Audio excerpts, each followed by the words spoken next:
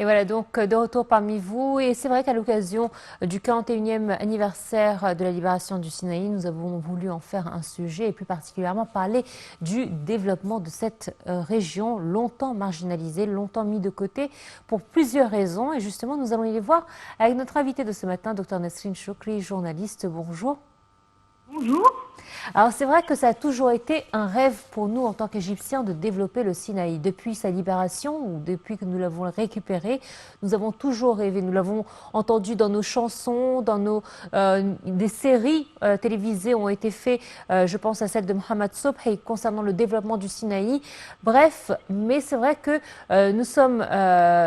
nous avons constaté que rien n'avait été fait. Aujourd'hui, nous constatons qu'un grand pas de géant a été fait au niveau du développement du Sinaï. Pour quelles raisons, justement, nous n'avions pas eu l'occasion ou peut-être pas la possibilité de le faire avant aujourd'hui? Alors, il faut dire que pendant des années, on a beaucoup été heureux de célébrer la libération du Sinaï, mais on ne s'est pas véritablement focalisé sur le fait de le développer. Et en fait, peut-être qu'il n'y avait pas assez de fonds ou de volonté politique, moi je dirais plutôt volonté politique, pour réaliser un véritable développement dans cette péninsule sinaïtique. Il y avait plutôt des projets, quelques projets je dirais, assez timides, touristiques qui étaient mis en place, mais un véritable développement restait très loin à portée des Égyptiens. C'était, comme vous l'avez dit, un rêve très cher. Et puis, avec l'arrivée du président Abdel Fattah el-Sisi au pouvoir, il y a eu cette idée-là que, d'abord, il fallait lutter contre le terrorisme, puisque c'était un des problèmes qui figurait sur le territoire au Sinaï durant cette période-là. Et donc, pour véritablement faire une guerre contre le terrorisme, le président de la République a mis en place un projet très ambitieux basé sur deux axes. L'axe, bien sûr, militaire sur le terrain, où il faut pour purger le Sinaï, mais aussi il y avait un autre axe, je dirais, basé sur le développement, le changement de la société, parce que toute société bien développée et bien urbanisée ne sera jamais un nid de terrorisme. Et c'est à partir de ce moment-là que la vision envers cette péninsule a changé et que l'État a commencé à mettre en place plusieurs projets, que ce soit dans la zone sud, qui est très touristique et très branchée, et que ce soit dans la zone nord. Alors, des projets qui sont estimés à plusieurs milliards de livres égyptiennes, et qui a pour objectif d'être réalisé dans différents domaines, entre autres le domaine agricole. Cela a été aussi suivi par la construction d'infrastructures, surtout de réseaux routiers. Je crois que tout Égyptien pourrait même constater cette différence-là, puisque même nous, quand on part en vacances au Sinaï, ou bien quand on part pour couvrir des événements médiatiques différents, on constate tout de suite comment l'infrastructure a permis de faciliter l'accès à cette zone, de mettre en place des projets et des investissements dans cette zone, puisque dans le passé, ce n'était pas de la même manière. Il y a aussi un changement, surtout dans le sud du Sinaï, où on essaye de mettre en place une nouvelle économie qui est ami de l'environnement. Donc il y a un changement qui est surtout au niveau de la stratégie et de la vision. Et aujourd'hui, on parle de la vision de l'Égypte 2030, une vision très ambitieuse qui veut de faire du Sinaï une région totalement développée, urbanisée, comme les autres régions de l'Égypte. Alors justement, vous parliez de projets, on en compte 152 projets d'après un plan d'investissement pour les citoyens du gouvernorat du Nord Sinaï pour l'exercice 2022-2023. Vous avez parlé d'un montant estimé à plusieurs milliards de livres égyptiennes. Effectivement, on estime à 7,9 milliards de livres égyptiennes. C'est vrai que ce n'est pas un petit montant et qui va couvrir différents secteurs, dont les transports, qui est quand même une étape importante et un domaine très important pour le citoyen du Nord Sinaï qui se sentait longtemps mis de côté, on va dire, et c'est peut-être une des raisons pour lesquelles le terrorisme a grandi dans cette région. Oui, parce qu'en fait, c'est une région qui est énorme, c'est une partie énorme du territoire égyptien et qui était créée ou formée sous forme de villages ou d'agglomérations urbaines presque isolées les unes des autres. Et donc, pour se déplacer au sein de la péninsule ou même de la péninsule pour sortir et entrer, c'est très très difficile. C'était un long voyage qui n'était pas facile où parfois il y avait des autoroutes, c'est vrai, mais des autoroutes qui n'étaient pas assez bien planifiées, assez bien aménagées, assez bien organisées. La première façon de lutter contre le terrorisme, la première façon de créer une société économique et une société civilisée et urbaine, c'est toujours de créer un réseau routier. Un réseau routier, d'abord, il permet de créer un contact et une communication entre les citoyens qui habitent une région. Il leur permet l'accès et la sortie de cette région, donc ils ne se sentent plus isolés ou, je dirais, mis à l'écart de la société égyptienne. Ils deviennent une partie du grand réseau routier de l'Égypte. Et ça, c'était véritablement un des grands, je dirais, piliers de la réussite du développement du Sinaï. D'ailleurs, le projet des réseaux routiers, il a été déjà mis en place. Il y a un grand saut qui a été réalisé, véritablement un énorme saut, que ce soit au niveau du nombre des autoroutes qui existent là-bas et qui font véritablement un lien entre les différentes zones, mais aussi au niveau de la qualité de ces autoroutes-là qui sont maintenant formées ou je dirais aménagées ou créées avec ou construites avec des critères qui respectent l'échelle internationale. Alors là aussi, il y a un autre élément en plus de cela, c'est que d'abord, ça crée une communication entre les habitants de la région, mais ça aussi encourage la mise en place de nouveaux projets d'investissement, de nouveaux, je dirais, investisseurs qui seraient ambitieux et qui voudraient s'établir là-bas. Et puis, on voit aujourd'hui qu'il y a des universités privées au Sinaï qui commencent à s'établir, et une université, des écoles privées, des écoles publiques, des écoles internationales. Tout ça veut dire qu'il y aura une nouvelle société qui va s'établir tout autour. Et cela veut dire que ce dont a souffert le Sinaï, c'est surtout la négligence et l'oubli, au passé ne sera plus le cas dans le présent. On verra dans le présent et certainement dans l'avenir une zone qui se développe totalement et qui peut véritablement réaliser de grands intérêts pour l'Égypte. N'oubliez pas aussi que sur le plan agricole, la terre du Sinaï est une terre très riche, très fertile, qui peut, grâce aux outils d'agriculture moderne qui sont d'ailleurs appliqués là-bas, pourrait véritablement donner des produits de qualité aux Égyptiens, et déjà il y en a, mais Exactement. aussi on pourrait exporter à l'étranger, et c'est déjà le cas. Moi, je ne parle pas de choses qui n'existent pas, c'est le cas, seulement on parle de augmenter les chiffres, augmenter la production de ces produits agricoles-là, mais on ne parle pas d'éléments qui n'existent pas. Les réseaux routiers existent, ils sont énormes, c'est vraiment un grand changement, et je dirais que ma génération, quand on faisait le voyage il y a quelques années, que l'on fait aujourd'hui le voyage, on constate tout de suite la grande différence.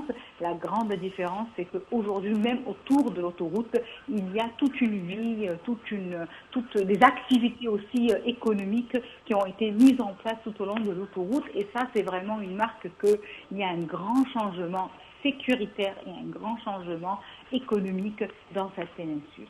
Justement, vous étiez en train de parler de l'agriculture. Il faut savoir que dans le budget accordé à l'agriculture pour la période 2022-2023, on a un budget de 509 millions de livres égyptiennes environ. Et c'est vrai que, comme vous étiez en train de le dire, les terres sont fertiles, mais on avait un problème dans la région, c'est que nous avions besoin de stations de dessalement des eaux de mer, car l'eau souterraine est salée. Et c'est vrai que ça a demandé beaucoup de financement, et c'est pour ça que nous avons eu recours à plusieurs méthodes, dont l'agriculture moderne que vous mentionnez un instant. Et c'est vrai que ceci permettra de faire une révolution, si on peut le dire, sur le terrain.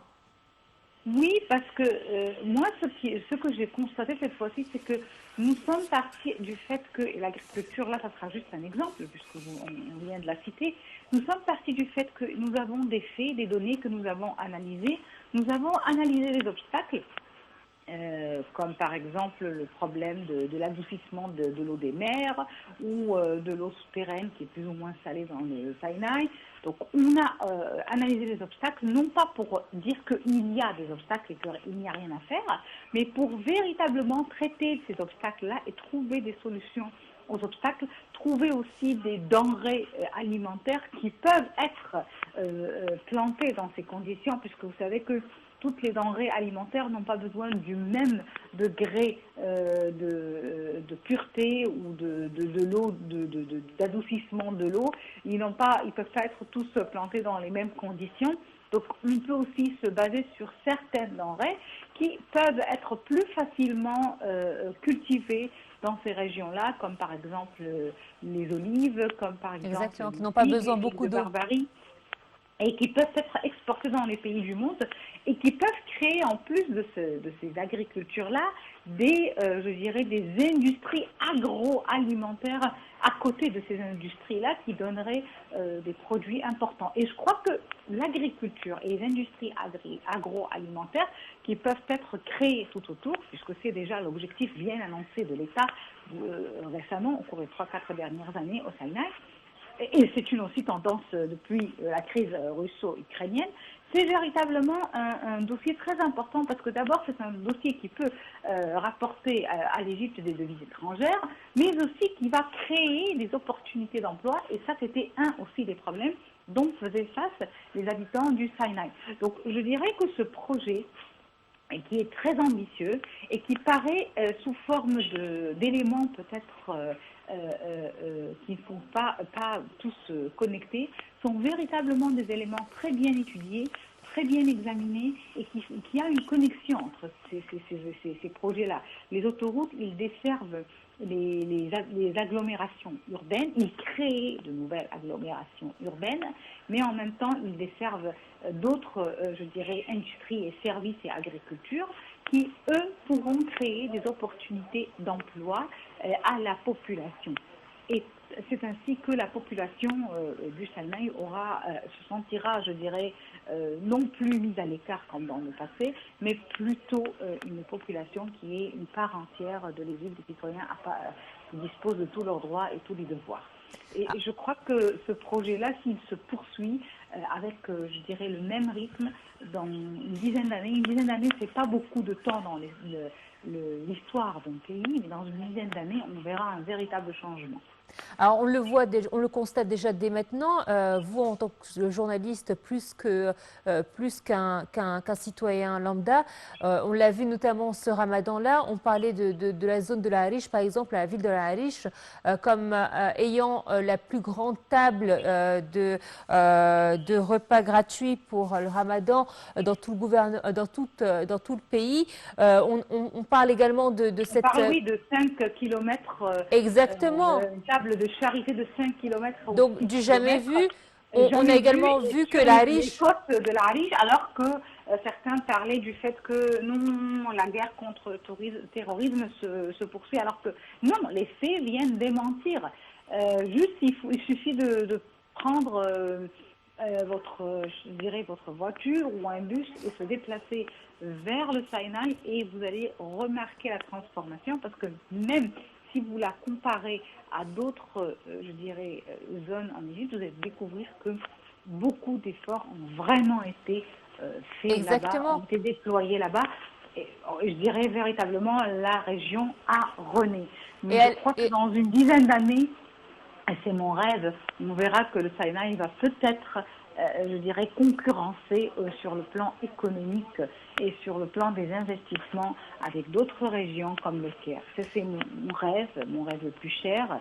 Et je crois que c'est l'un aussi des objectifs du gouvernement, puisque depuis plusieurs années, le président de la République avait annoncé la décentralisation de la carte d'investissement et de la carte économique du pays, de sorte à ce que chaque région et chaque zone ait sa propre activité activité économique, ses propres investissements de manière indépendante. Et là, on le voit clairement, on le voit surtout dans des zones comme l'Arish, comme l'Alamein, comme la Haute-Égypte, on le voit clairement, c'est palpable, c'est quelque chose qu'on peut voir à l'œil et très facilement, et c'est remarquable.